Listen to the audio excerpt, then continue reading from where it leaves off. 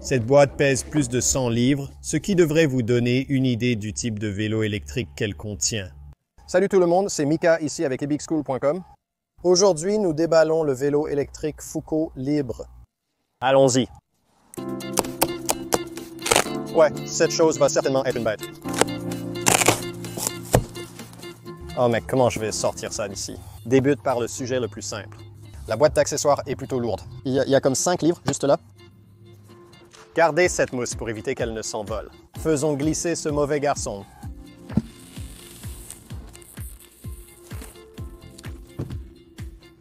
D'accord, c'est une grosse moto. Rien d'autre d'important dans la boîte. D'accord, commençons à exposer cette chose. Un autre aller simple pour collier de serrage. Vous savez, s'il y a des entreprises de vélos électriques qui regardent cela, quelques-uns d'entre vous qui font le changement vers moins d'emballage en mousse, je vous applaudis les gars. Quelqu'un d'autre essaye d'utiliser plus de carton et moins de mousse dans vos vélos électriques. Il y a assez de mousse dans le monde. Nous n'avons pas besoin de 20 livres de mousse dans toutes ces boîtes. D'accord, commençons et jetons un coup d'œil à cette peinture jaune. Et je pensais que ce serait un jaune un peu plus vif. C'est plus comme un jaune, je suppose. D'accord. Voyons si nous pouvons mettre cette roue avant en place pour que je puisse arrêter de tenir le vélo. Nous avons ici un écarteur de boulon qui maintient la fourche écartée afin d'éviter tout dommage durant le transport. Pour ceux d'entre vous qui aiment obtenir du matériel gratuit avec vos produits, voici une belle occasion d'obtenir une tige filetée longue et 4 écrous. Voilà, les couvercles des écrous d'essieu sont retirés. Dévissez-les et il est temps d'ajouter une roue maintenant. L'astuce ici est d'aligner ce disque avec les étriers de frein à disque et les essieux en même temps. Si vous étiez fort au jeu d'arcade étant enfant, vous comprendrez sûrement ceci. Voilà. D'accord, béquille est baissée.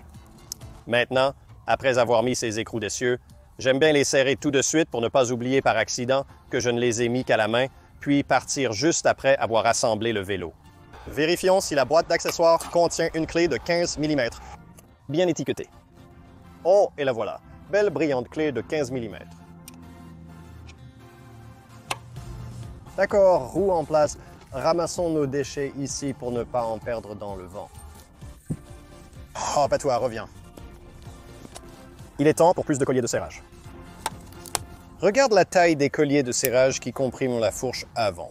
Regarde ça! Wow. Voyons si nous pouvons mettre les barres maintenant que nous avons exposé ceux-ci. Oh, il nous manque notre serre-joint. Imaginez qu'il soit quelque part ici. Réflecteur, couvercle de noix, un verrou, quelques couvercles de fil, serre-câble de guidon. Enveloppé joliment dans un plastique bleu. On ne veut pas rayer ce logo Foucault. Je devrais demander si quelqu'un sait pourquoi cette entreprise s'appelle Foucault. Est-ce Foucault? S-F-U-Care? Care. Je ne sais pas si je dois biper celui-là. Certains de ces noms d'entreprise semblent avoir des origines douteuses. Maintenant, beaucoup de gens me demandent comment savoir à quel angle régler vos guidons et la réponse est un peu là où c'est confortable pour vous. J'essaie généralement, après avoir serré assez fort les boulons ici, il y a encore un peu de jeu. J'essaie généralement de les aligner de sorte qu'ils soient principalement en ligne avec le tube de direction réel ici, mais selon le style de vélo, cela peut un peu changer. Si vous préférez avoir vos barres plus proches de vous, vous pouvez les incliner vers l'avant ou l'arrière, comme ceci. Mais j'essaie généralement d'aller presque en ligne, le tube de direction légèrement incliné vers l'arrière. Passage en mode cliquet. Dieu, j'adore les clés Allen à cliquet. Maintenant, nous les avons mis. Coupons plus de colliers de serrage ici. Maintenant, nous allons regarder ce joli travail de peinture. Ici, nous avons, je suppose, le phare avant. Ouais, là voilà. Donc, généralement, vous voulez attendre pour mettre ça jusqu'à ce que vous ayez préparé le garde-boue. Allons-y avec ce truc qui pend. Le garde-boue est là derrière, inexplicablement, ce que je suppose que il est moins susceptible d'être endommagé à l'arrière, d'où son positionnement. Comment est-ce que je le sors? Vous tirez simplement. Maintenant, amenons le garde-boue ici. Glissons-le là et installons notre phare en même temps. Vous pouvez commencer en serrant ce doigt, puis vous le terminez avec la clé Allen de votre choix. Je suis certain qu'ils ont un set d'outils, mais je préfère utiliser les miens quand je les ai sous la main. Ici, j'essaye de lever le garde-boue au maximum dans sa plage de réglage. Maintenant, l'autre côté. Vous voulez juste vous assurer que rien ne frotte sur le garde-boue, comme les côtés du pneu sur les supports du garde-boue, ce qui peut souvent arriver. Je vais jeter un coup d'œil ici, tout est bien dégagé. Vous pouvez y passer les doigts sans rien toucher. On peut toujours simplement faire le test de levage ici. Obtenons plus de mousse à enlever. C'est intéressant, le garde-boue arrière n'est pas... Nous devons donc boulonner l'élément en place. Je ne sais pas pourquoi il ne le boulonne pas pour vous. Il est plus probable qu'il soit endommagé pendant le transport s'il est déjà attaché de cette manière. Je vais sortir les clés ici pour pouvoir enlever ce dernier morceau de mousse sous la batterie. Retirons la batterie. Et enlevons ce dernier petit morceau de mousse. Voyons quel type de batterie nous avons ici. 48 volts, 15 ampères heure, batterie de 720 watts-heure en arrière. Eh bien, j'ai des pédales à mettre ici pour les pédales. Vous voudrez votre clé de 15 mm et elles viennent étiquetées, donc j'ai mon côté droit ici. Retirons ça. Les autocollants vous montrent dans quel sens tourner les pédales. Si vous avez déjà fait ça ou regardé mes vidéos de déballage, vous saurez que je dis simplement de tourner vers l'avant du vélo. Pas besoin de se souvenir que le côté gauche est fileté à l'envers. Le haut de la pédale va vers l'avant du vélo. L'avantage des pédales de qualité médiocre est que les roulements permettent de faire tourner la pédale qui se resserre d'elle-même. Puis, vous faites ce dernier petit bout avec une clé de 15 mm. Très bien, la même chose de l'autre côté. Les pédales sont installées. Je mets de côté les réflecteurs pour le moment. Vous devriez installer ces réflecteurs, mais je pense qu'ils ne rendent pas bien sur le vélo et j'ai déjà des lumières. Cependant, vous devriez vraiment les installer au cas où vos lumières ne fonctionneraient pas ou quelque chose du genre. De plus, ils pourraient être légalement requis. Vous savez quoi? Tant pis, je devrais probablement juste les mettre. C'est ici que se trouvent ces jolis couvercles d'essieu. Le réflecteur est allumé et nous sommes bien en règle. D'accord, allumons la moto ici. Il vaut probablement mieux allumer la batterie en premier. D'accord, allumons maintenant la moto et nous démarrons. Oh, bel écran coloré. J'aime cette étape aussi. Cela facilite le montage. Souvenez-vous, quand je parlais des guidons, j'ai dit que j'aime les incliner légèrement vers l'arrière. Sur celui-ci, c'est beaucoup trop loin, alors inclinons-les un peu vers le haut. C'est la beauté de ce type de support de guidon, c'est que vous obtenez ce petit ajustement. Voilà, vous souvenez-vous quand j'ai dit que je vise à faire un parallèle avec le tube de direction. J'aurais dû m'écouter, c'est presque parfait maintenant. Essayez aussi. Oh oui, ça fait du bien. D'accord, d'accord. Vérifions rapidement que tout semble correct. Dérailleur, écrou d'essieu que j'ai fait. Écrou d'essieu ici, garde-boue est clair. Vérification des freins, avant, arrière. La suspension semble bonne. Est-ce que cela a un verrouillage? Non, il n'a même pas de verrouillage. Une fourche de suspension moins onéreuse, d'accord. La pédale est serrée. Le pédalier est dégagé, pas de jeu dans le jeu de direction. Très bien, ça a l'air bon maintenant. Regardons ce que nous avons ici. C'est un vélo à suspension intégrale avec de gros pneus urbains ayant une borne de roulement suffisante pour rouler sur des sentiers en terre sans être un véritable vélo tout-terrain. Il permet de s'aventurer sur certains sentiers naturels. Nous avons des roues à rayons et des freins à disque mécanique bien réglés dès la sortie de la boîte, ce qui est agréable. Bien sûr, avec le temps, je devrais peut-être ajuster les mécaniques pour qu'elles restent bien réglées. Nous avons un éclairage avant et arrière. Or, il faut retirer ce joli plastique à l'arrière là-bas. Un aspect un peu étrange de ce modèle est que, malgré le joli banc arrière rembourré, il n'y a pas de repose-pied. Si je suis assis à l'arrière, où est-ce que je mets mes pieds? Habituellement, vous faites le truc de base ici, mais ce n'est pas idéal car vos chaussures peuvent frotter contre la chaîne et vous risquez de mettre accidentellement votre talon dans les rayons. Il serait donc préférable d'inclure des repose-pieds pour que le passager arrière n'ait pas besoin de porter des patins à roulettes ou autres pour monter à l'arrière.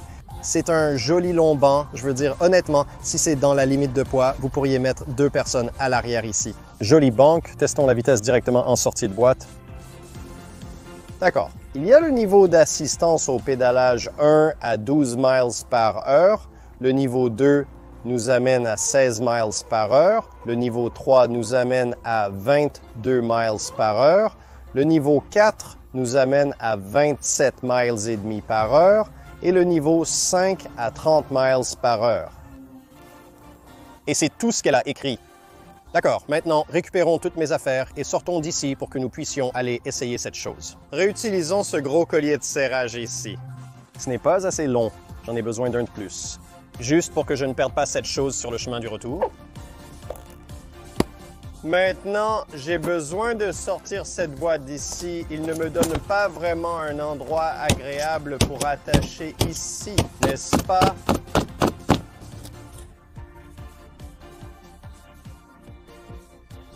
Passer par ces faux trucs de persienne.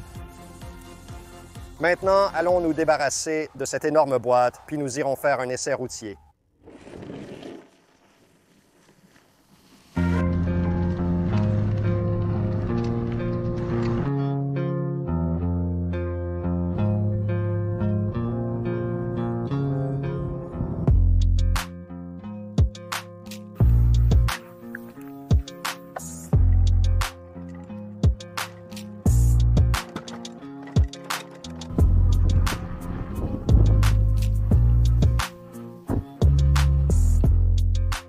Voici mes premières pensées sur le sujet. Je me suis promené dans le parc ici, toujours sur la première charge, descendu à une barre. Donc j'ai eu, vous savez, peut-être 45 minutes ou quelque chose comme ça de conduite. Voyons nos premières impressions sur le Foucault Libre ici. Jusqu'à présent, j'ai fait de la conduite sur route et un peu de tout-terrain, principalement en traversant un parc gazonné ici. Une belle journée pour une randonnée combinant route et tout-terrain, comme le feraient la plupart des gens. C'est un magnifique dimanche matin ici. Il y avait un salon de l'automobile inattendu dans le parc. J'ai donc pu le visiter. Petite note à part, j'ai vu de superbes voitures connues sous le nom de Corvair. C'était en fait la voiture que j'avais au lycée. C'était ma première voiture. Mon père l'a achetée. J'y ai travaillé enfant, puis elle est devenue mienne. J'avais une Corvair Corsa coupée de 65, pas très différente de celle-ci. Je ne suis pas certain si c'est une 65 ou une 66. Ce sont de petites voitures amusantes, sans rien de vraiment spécial. Elles étaient à moteur arrière, refroidies par air, mais c'était amusant d'en voir autant. Quoi qu'il en soit, d'accord, retour à la moto, assez de nostalgie pour moi. Donc je dirais que pour 1199, vous savez, 1200, c'est en fait un assez bon vélo. Cette suspension n'est pas optimale. J'ai pu rouler sur de l'herbe sablonneuse assez défoncée ici, vous savez, donc elle s'est plutôt bien comportée pour aller hors route, surtout pour un vélo à suspension intégrale de 1200 $, mais ce ne sera pas une suspension haut de gamme. Malgré tout, il reste encore une grande puissance ici. Ce moteur m'a permis de dépasser les 28 miles à l'heure. Le maximum que j'ai atteint était de 28,3 km/h, une vitesse assez faisable même en pédalant. Il y a un grand plateau descente ici. Cela signifie que lorsque je roulais à ma vitesse maximale de 28 km/h, je pédalais de manière assez confortable sans avoir l'impression de battre des œufs. Nous avons ici 7 vitesses. Rien de particulier à propos de cette transmission. C'est un Shimano tourné d'entrée de gamme, mais il fonctionne très bien pour des gens ordinaires comme nous qui n'ont pas besoin d'un dérailleur incroyable. Cependant, un détail étrange. Le cadre du vélo est assez large lorsque vous pédalez. Il y a environ 2 pouces d'espace entre la batterie et le cadre de chaque côté. Je pense qu'ils auraient pu le raccourcir. En pédalant, je sens parfois mes chaussures frotter sur le cadre, laissant même une marque. Je ne comprends pas pourquoi le cadre est si large à cet endroit. Peut-être qu'il a fallu l'élargir pour faire la suspension à l'arrière et ajouter ses fixations pour les amortisseurs à ressort, mais c'est juste quelque chose d'étrange à noter là.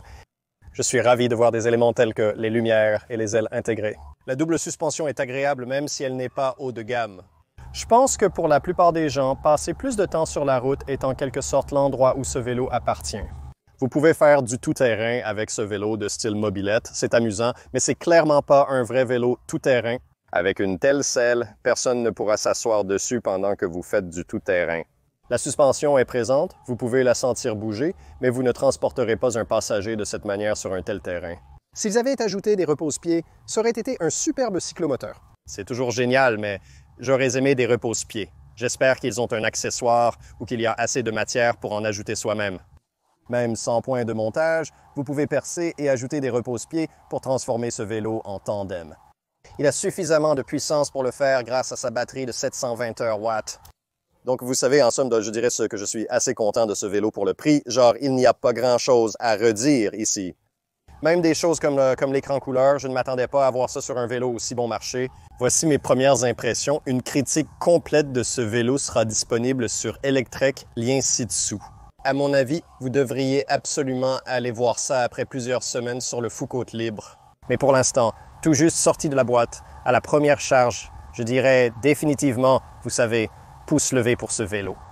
Je suis super content de ça.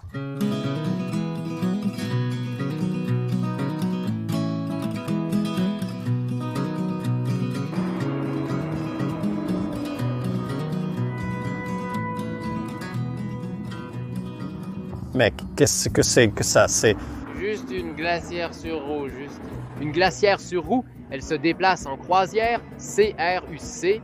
Je suis une glacière en croisière. Normalement, elle coûte environ 1300 $ neuve. Ceci est l'une des premières, et si elle ne fonctionnait pas, je l'ai trouvée à Daytona, j'en ai quelques-unes. Ouais, j'ai un pote qui sait comment les réparer, donc deux. les batteries. Le moteur, le contrôleur, vous pouvez remplir ceci avec de la glace. Et ensuite, il a un petit robinet ici pour égoutter la glace. C'est génial, ça. Il se plie et peut être mis ici. J'ai transformé le Winnebago en voiture normale. C'est un bon plan. C'est vraiment génial. Tu as l'un des trucs les plus cool ici. Et c'est ce que les gens disent. J'apprécie ça.